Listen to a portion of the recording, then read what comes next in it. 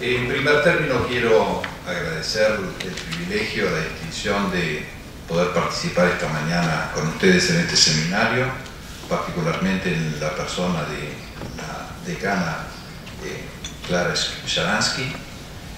También agradecerle sinceramente al doctor Ali Yaghtur, con quien hemos estado hace poco tiempo en alguna actividad involucrada, donde estaba involucrada la justicia, que es otra de los aspectos de mi actividad profesional a la que dedico algún tiempo. Y debo decirles que mi presencia esta mañana en este lugar representa para mí un alivio. Esta mañana estaba previsto que me pasara a buscar un vehículo desde el hotel para trasladarme acá a la Universidad Mayor, y ayer a la noche me dejaron por debajo de la puerta de la habitación bien tarde un anuncio diciéndome que a las 8:15 de la mañana pasarían a buscarme por el hotel para llevarme al aeropuerto. De manera que no estaba seguro de si habían visto esta presentación y habían decidido que debía irme de vuelta para Argentina inmediatamente, o era un error de comunicación del hotel. Afortunadamente fue este último caso. Contrariamente a lo que dispuso el doctor Ayure, sí, este es el... Ok. ¿Cuál? Para adelante. Ok. Contrariamente a lo que dispuso el doctor Ayure, es decir, hacer una presentación de los términos y condiciones del contrato colombiano y de la situación de Colombia en este momento, donde se atraen muchas inversiones, en la República Argentina, si bien hemos pasado a través de los años por algunos periodos donde se atrayeron muchas inversiones, no es en este momento donde las inversiones son más atractivas para llevarse a cabo en la República Argentina, según se evidencia por la ausencia de protagonistas interesados en invertir en petróleo y gas. Vamos a ver un poquito de qué se trata esto de las condiciones contractuales. Vamos a tratar de pasar de sobrevuelo por algunas condiciones de definición del dominio de los hidrocarburos, también de algunas modalidades contractuales existentes en el mundo. Vamos a aterrizar en Argentina para ver cuál es la modalidad contractual utilizada, y también vamos a revisar un poquito, ya que tenemos alrededor de 70 años de historia regulatoria en la República Argentina, cómo ha reaccionado la producción de hidrocarburos en la República Argentina vis a vis los cambios de política.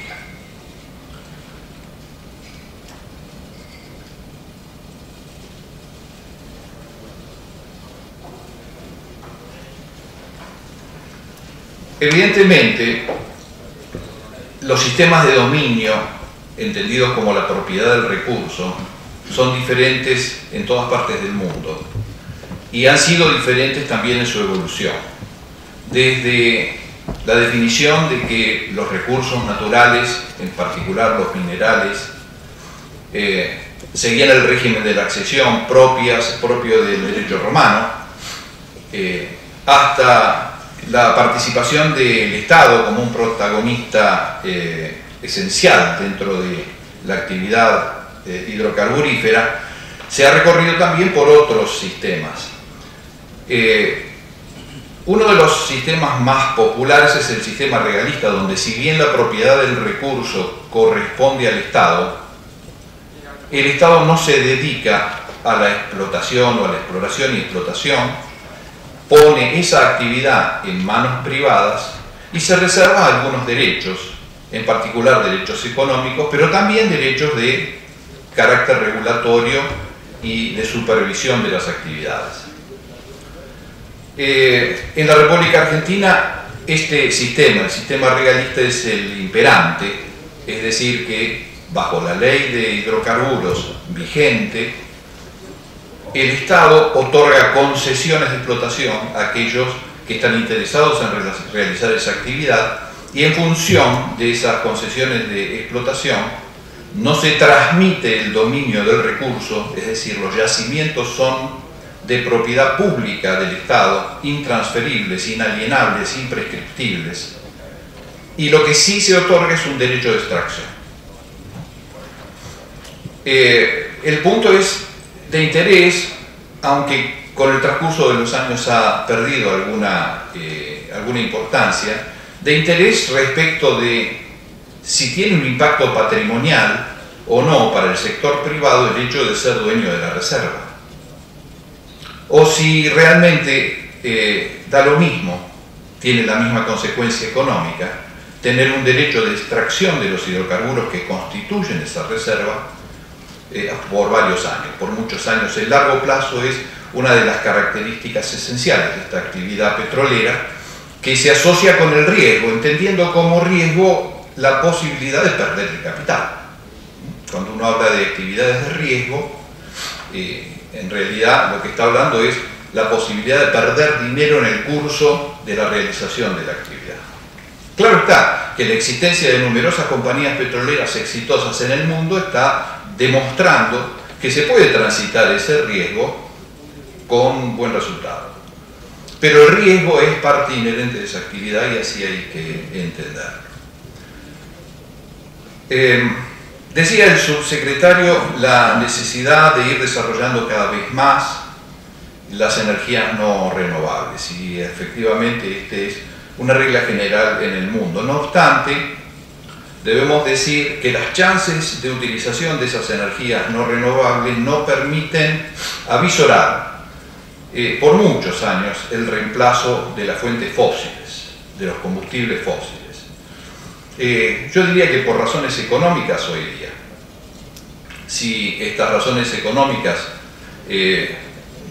fueran modificadas, seguramente ese traspaso de quemar combustibles fósiles a generar electricidad mediante sistemas limpios sería muchísimo más rápido, pero hoy aún no se ve.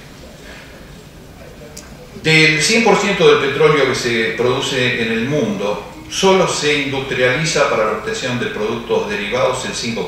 Quiere decir que hoy día estamos quemando el 95% del petróleo que se produce. Lo que llama a la necesidad de buscar alternativas mucho más limpias, porque yo creo que hasta que leí estas estadísticas y este coeficiente de utilización del petróleo producido, yo mismo tenía una idea equivocada en cuanto a la participación que había en el petróleo producido respecto de la producción de otros bienes petróleo dependientes, y leer que el 95% se quema para generar energía en distintas formas, también la energía que consumen los vehículos, las máquinas, es francamente un dato sorprendente, por lo menos para mí lo fue. Decíamos diversas maneras de definir el dominio. Yo estoy usando una presentación que preparó mi hijo menor, que tiene 28 años y que es abogado dedicado a las cuestiones energéticas, es abogado de una importante compañía petrolera. De manera de que lo que tengo acá adelante es aquello que ha sido utilizado hace muy poquito, por supuesto con la intervención, he modificado muchas cosas, pero el tema de res nullius, por ejemplo, es un tema que está abandonado, pero fue muy importante en el desarrollo petrolero americano. Los americanos tenían la necesidad de desarrollar una actividad industrial nueva para ellos, como era la extracción petrolera. Le habían identificado la importancia que tenía el petróleo, y desde el sistema de accesión puro que utilizaban en su legislación heredado de Inglaterra, que fue el único país europeo que conservó al derecho romano, quizás por su misma caracterización insular, no tuvo la influencia que tuvieron otros países europeos en los que rápidamente se salió de los principios romanistas y se pasó a la definición que daba muy bien el doctor Lejulle, es decir, el Estado se dio cuenta de cuánto valía lo que estaba ahí abajo y decidió que era, por el bienestar de la comunidad en general, mejor tomar esa propiedad que dejarla en manos particulares.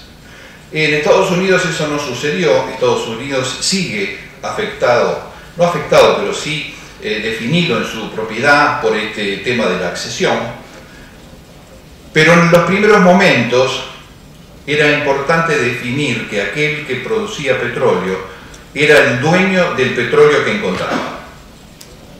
Y entonces apareció la necesidad de resolver los yacimientos compartidos.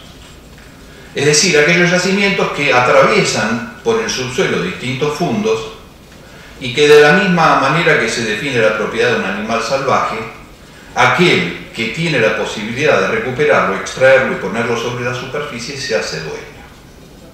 Obviamente que esto no tuvo mucha duración porque la cantidad de conflictos que se generó en relación con la explotación del petróleo de otro empezó a poner excepciones, no era lo mismo explotar en primer lugar con la producción inicial presurizada naturalmente desde el yacimiento, que cuando se agregaba presión a la explotación y entonces se hacía correr el petróleo por el subsuelo desde un fundo hacia el otro fundo.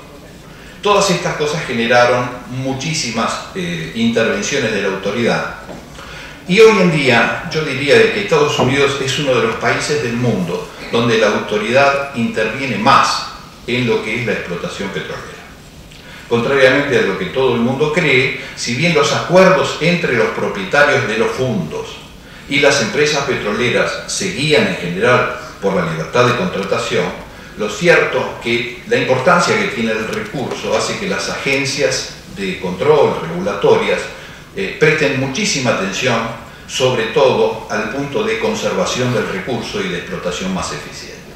Es decir, que no solamente en aquellos casos, en aquellos países donde el Estado tiene una participación directa, sino en aquellos donde los privados tienen una participación relevante, le corresponde al Estado también verificar que un recurso de tanta importancia económica, muchas veces hasta vinculado con la soberanía nacional, como ha ocurrido en muchos países del mundo, debe revisarse permanentemente el modo de explotación.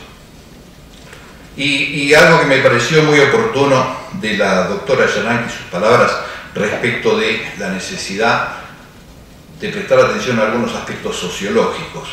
Yo digo que hoy en la actividad petrolera en el mundo entero no es suficiente contar con los permisos y la licencia que otorgan los gobiernos.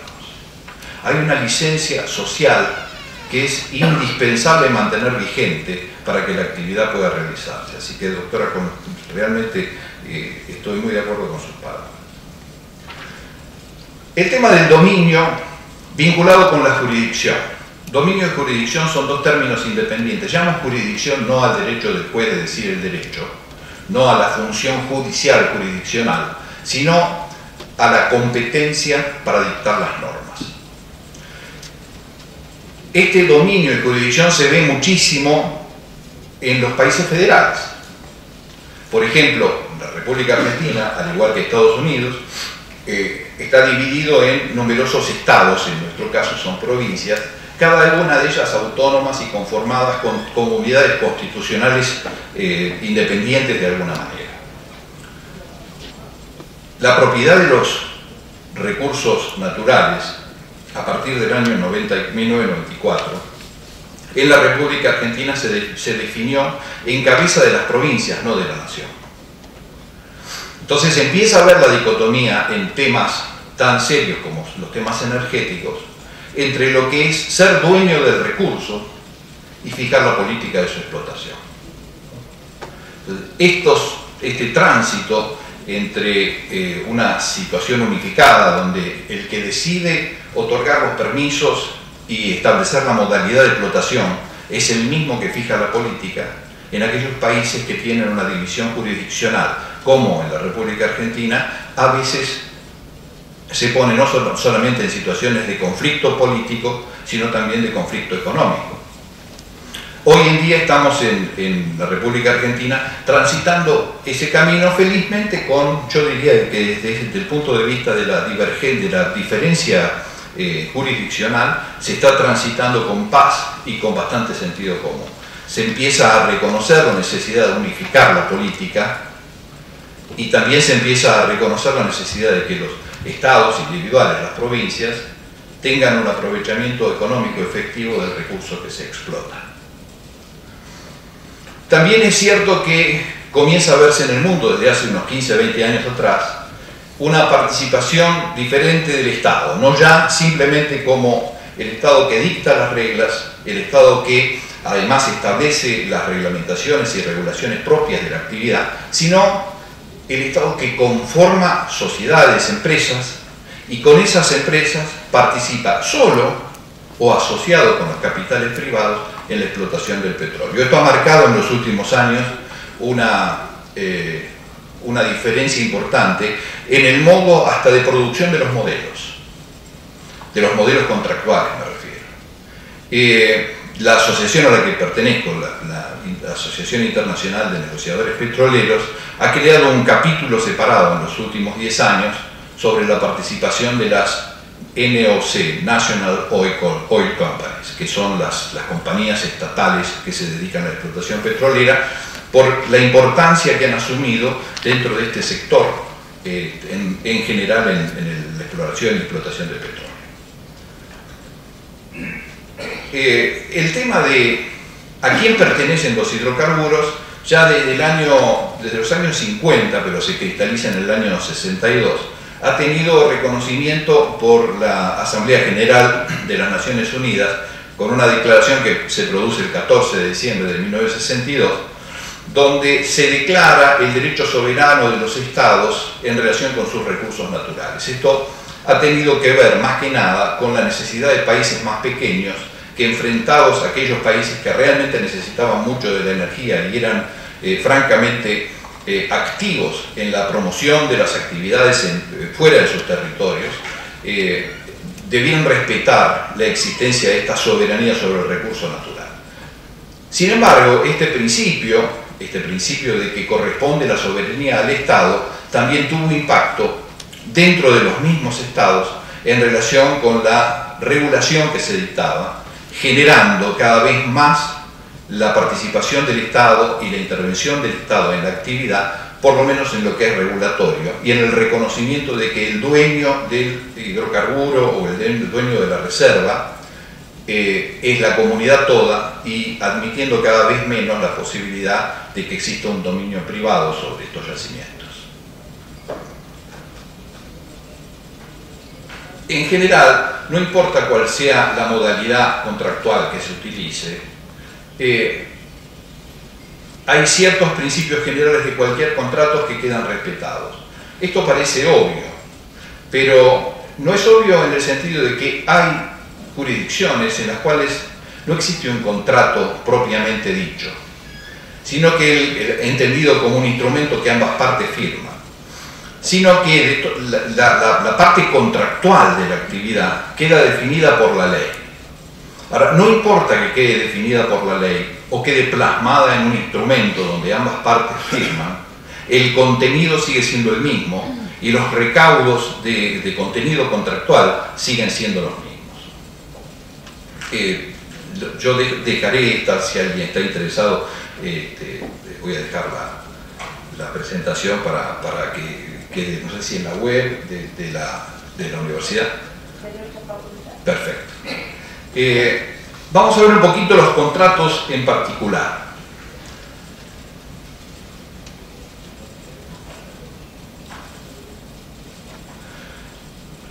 Los contratos típicos de esta industria son el contrato de concesión o licencia, la licencia híbrida, que vamos a ver que es por la participación en los últimos años de las empresas estatales, lo que se da en llamar el contrato de producción compartida o Production Sharing Contract, algunos híbridos que se dan dentro de esos mismos contratos, y los contratos de servicios, los Service Contracts, que en general son contratos a riesgo. Pero vamos a pasar rápidamente por ellos, luego les voy a decir por qué. En realidad, cuando nosotros vemos los contratos en particular,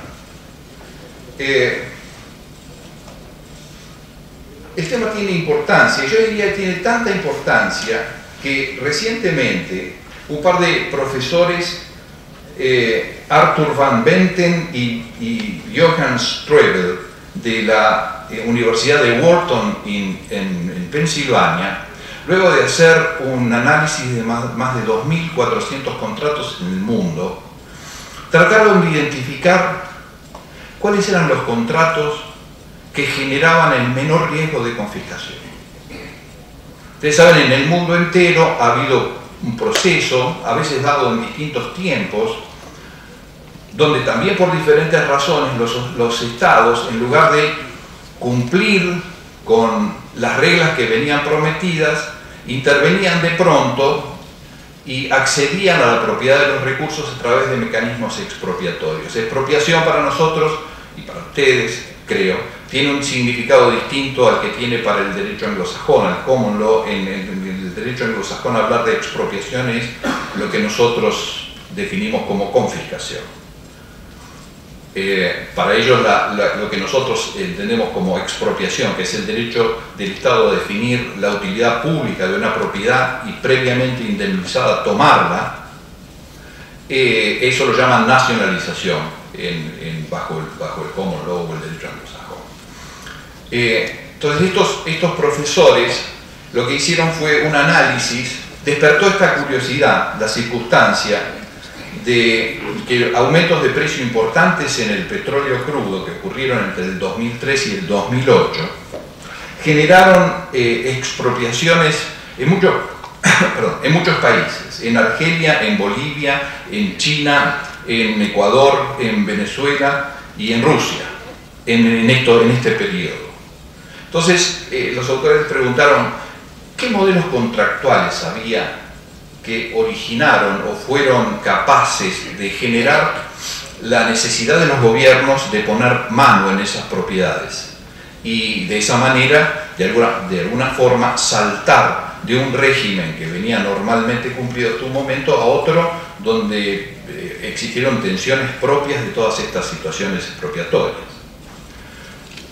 Ellos llegaron a la conclusión de que la manera de crear una situación de estabilidad a lo largo de los años se da en aquellos contratos que garantizan al Estado una participación fija y determinada y que no está afectada por los vaivenes del precio del petróleo internacional. Con una salvedad: cuando esos vaivenes producen saltos pronunciados, es necesario o es conveniente, a fin de mantener este criterio de contratos que permitan alejar la posibilidad de expropiación, que también el Estado participe del surplus de utilidades, de ganancias, para evitar que se generen las consideraciones políticas respecto a que en un año determinado las utilidades pueden ser muy importantes. Esto lo que está marcando es algo que para mí también creo que es bien importante. Casi no importa si el contrato es una concesión, si es una licencia, si es un Risk Service Contract o si es un Production Sharing Agreement. Ellos han determinado, revisando 2.480 creo contratos, que no es poco, que en realidad las compañías del sector privado en lo que están interesados en el resultado final, si lo que se llama el company take, ¿qué se lleva la empresa? ¿Y cuál es el government take? ¿Qué se lleva el Estado? Y digamos que en la evolución moderna de estos contratos, ¿cuál es la participación de la empresa estatal? ¿Cuál es la participación del Estado? ¿De qué modo se regula la propiedad? Tiene importancia en algunos casos, yo diría, tienen alguna importancia en términos financieros, es decir, es mucho más fácil obtener financiación, por ejemplo, teniendo una concesión o una licencia que teniendo un Risk Service Contract. Y la razón es que la empresa en ese caso toma la propiedad del hidrocarburo cuando lo produce y el hecho de tener ese activo disponible genera una mejor garantía para los bancos. Pero si no fuera por temas financieros, yo diría que las compañías en general aceptan trabajar en todo el mundo, y lo vemos trabajando las vemos trabajando en todo el mundo, sin que haya una distinción importante en si el contrato en vigencia es una licencia o es una concesión. Bueno, tenemos claro la actividad del Estado. La actividad del Estado se cumple desde distintos lugares, no solamente la concesión, pero sí también las funciones que cumplen la explotación. Cuando aparecen las National Oil Companies, entran a participar también dentro del grupo de privadas. Es decir, la compañía petrolera toma la figura de una empresa privada, se transforma en un protagonista privado más, con algunas particularidades, como por ejemplo, en general no paga los costos exploratorios,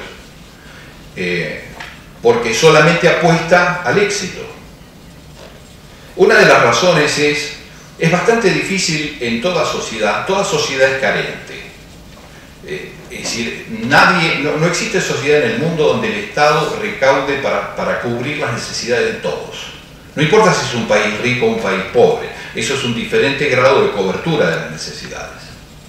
Entonces, cuando uno piensa de que el dinero que recauda el Estado no cubre las necesidades de todo el mundo, porque es casi una regla de común denominador que así sea, que el Estado ingrese a actividades de riesgo exploratorio, es decir, que arriesgue como si fuera el dinero en una ruleta, donde las chances de éxito son de 10%,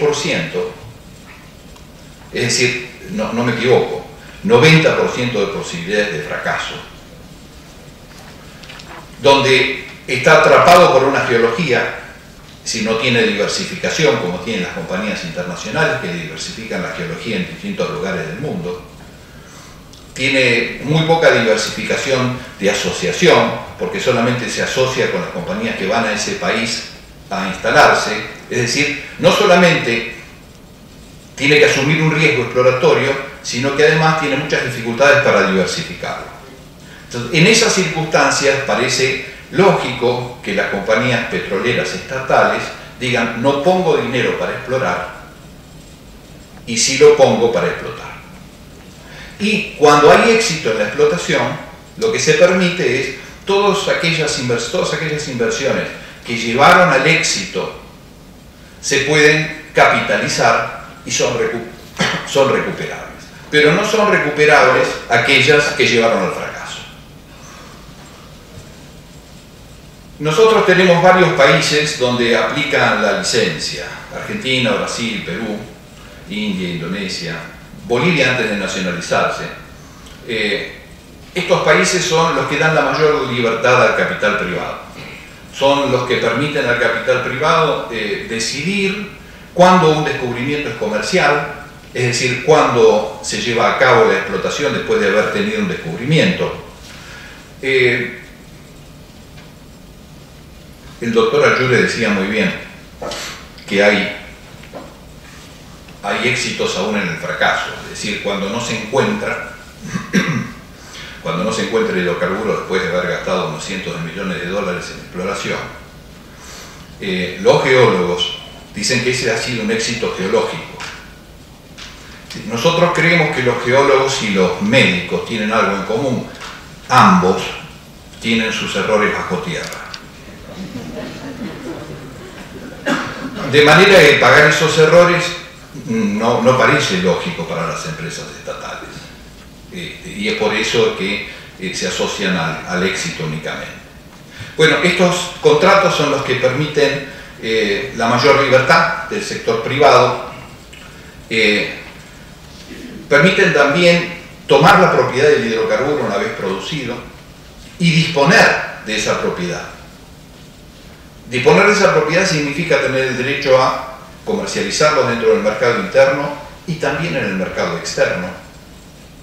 Las empresas internacionales ponen mucho énfasis en la posibilidad de tener libertad de exportación. La ausencia de libertad de exportación lo que determina es la captura de la producción por parte de las refinerías locales. Cuando no existe otra opción que vender en el mercado interno, se terminó la libertad del precio, se terminó la competencia del precio. Entonces las empresas en general, internacionales, siempre ponen muchísima atención en lo que se llama la libre disponibilidad del hidrocarburo. De lo contrario, tiene que confiarse en que el Estado va a intervenir para fijar precios equivalentes al mercado internacional.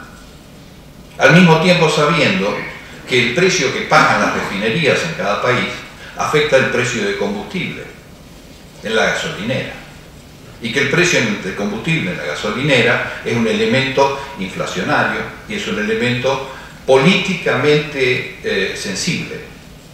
Entonces, todas estas cosas se eliminan desde el inicio, cuando la garantía es que el petróleo que se extrae se puede vender dentro del país donde se produce, la venta doméstica, o se puede vender en exportación, es decir, sacarlo de ese mercado y no quedar sujeto a la cautividad de las actividades de las refinadoras.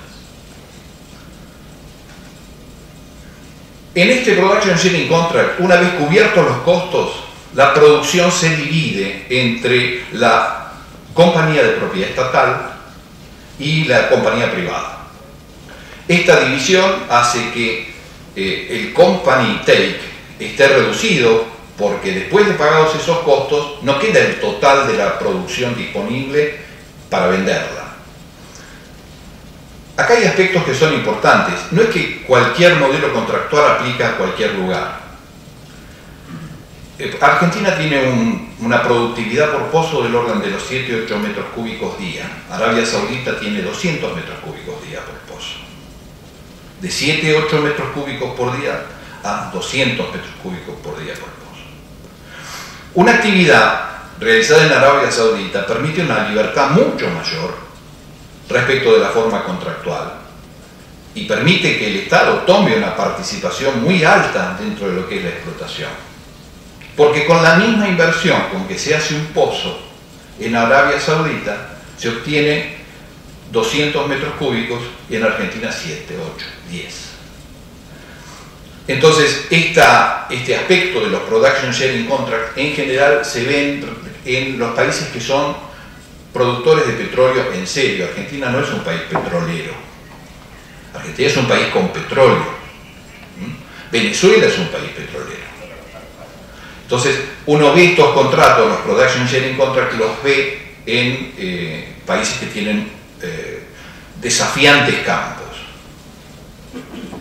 Bueno, acá hay un esquema que en realidad no agrega mucho más. La International Oil Company en realidad trabaja desde distintos puntos de vista.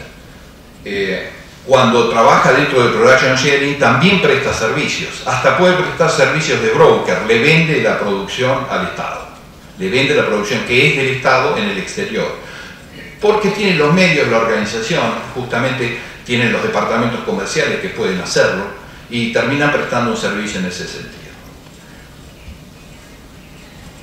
También la cuestión, ¿estamos ahí? También la cuestión de cómo se asocian internamente cambia cuando existe una entidad estatal dentro del grupo de compañías. No es lo mismo tener una entidad que está muy sujeta a cuestiones de presupuesto, por ejemplo, que necesita con mucha anticipación conocer las inversiones que va a realizar porque las tiene que incluir dentro del presupuesto, que aquellas que pueden reaccionar mucho más dinámicamente. También es cierto que la representación de las empresas del Estado dentro de los consorcios no siempre tiene el poder, el representante, como para resolver cosas dentro de una reunión de un comité operativo, y a veces muy comúnmente tiene que salir a pedir permiso o a discutir ese tema con sus superiores.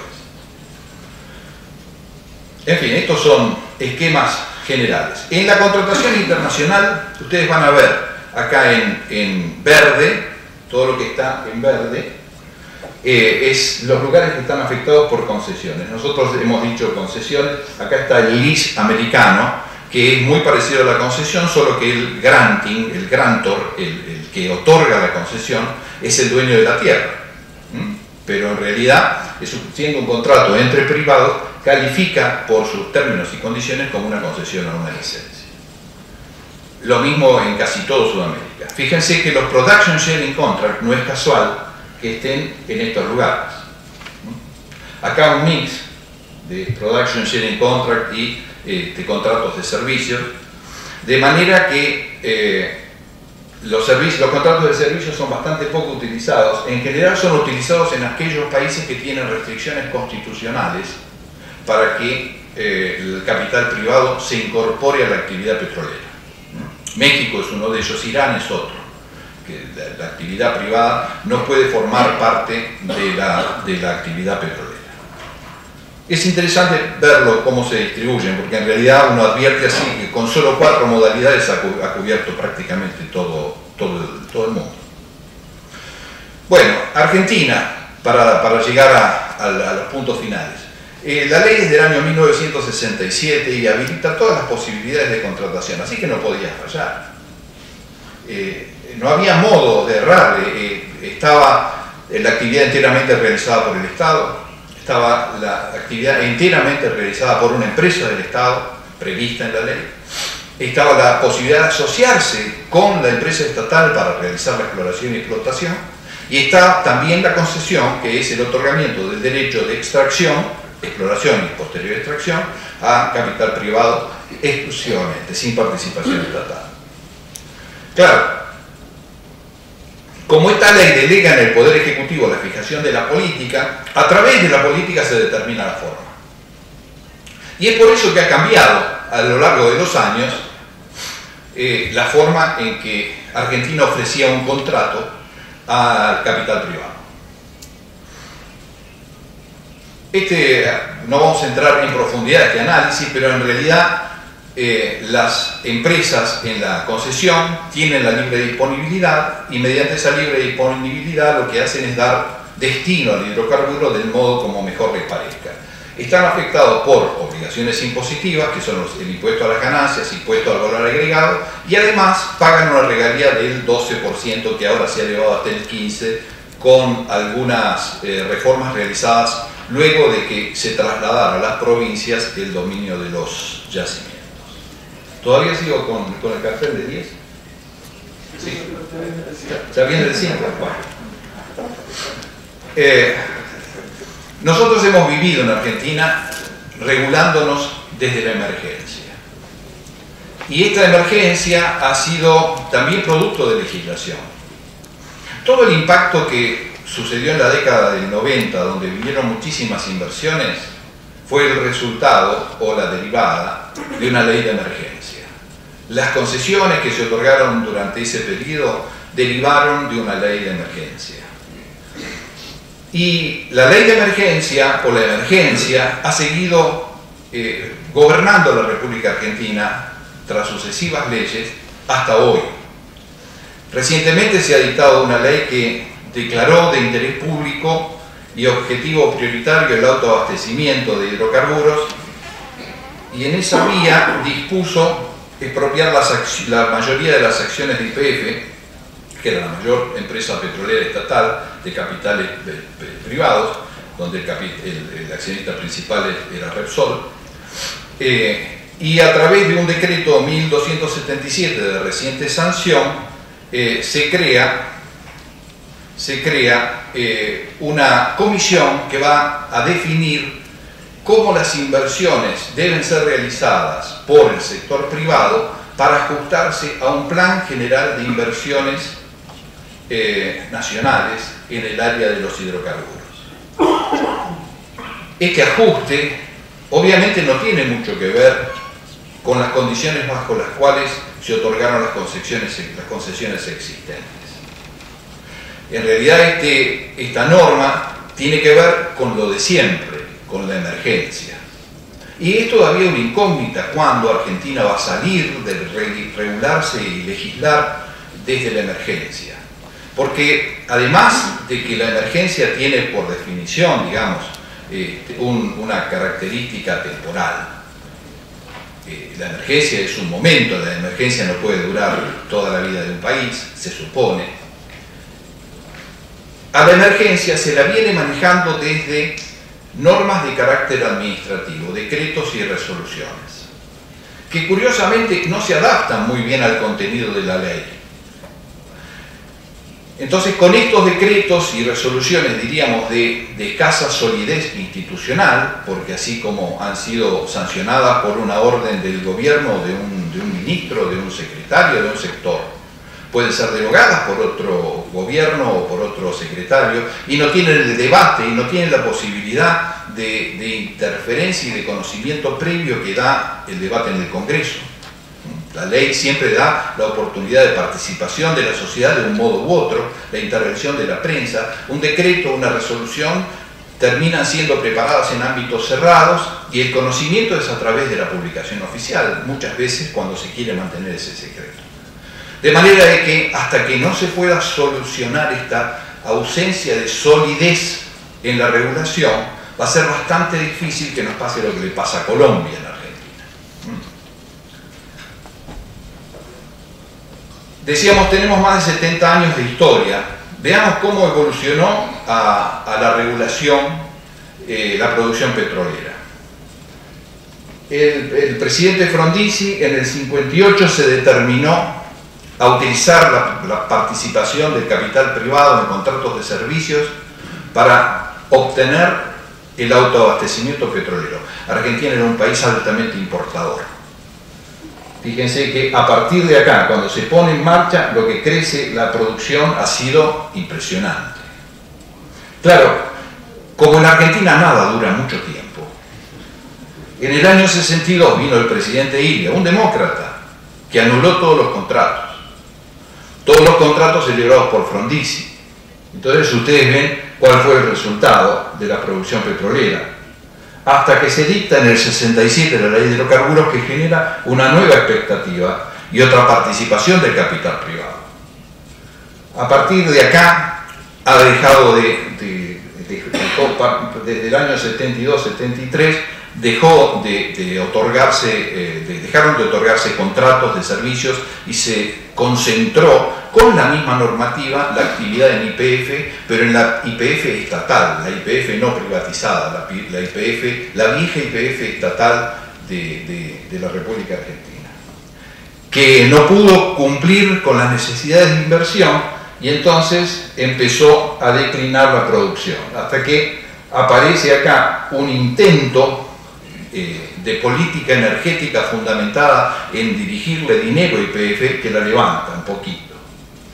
Acá aparece, luego de una alta declinación, aparece lo que se llamó el Plan Houston, un plan exploratorio que fue un poco tímido, pero que tuvo la ventaja y la virtud de abrir el debate sobre la conveniencia de la participación del capital privado en la explotación petrolera.